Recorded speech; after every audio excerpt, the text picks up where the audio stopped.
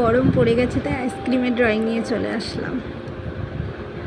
প্রথমে আইসক্রিম কাপটা এঁকে নিচ্ছি।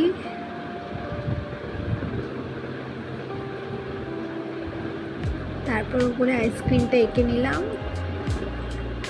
চামচটা এঁকে নিলাম, উপরে একটা ছোট্ট চেরি দিয়ে দিলাম। এটাও গরম পড়েছে তাই আইসক্রিম গলে গলে পড়ছে, সেটা আঁকছিলাম। কালার করে নিচ্ছি কাপটায়।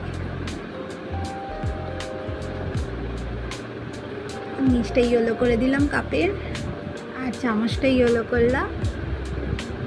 এবার দেখো চেরিটা রেড কালার করে দিচ্ছি। আজকে সাবুদানা দিয়ে করবো আইসক্রিমটা। আঠাটা লাগিয়ে নিলাম।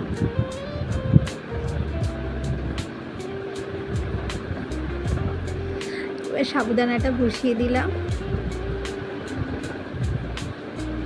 এটা হোয়াইট রাখলেও খারাপ লাগছে না দেখতে খুব একটা, তাও আমি অরেঞ্জ করে নিলাম আইসক্রিমটার উপর।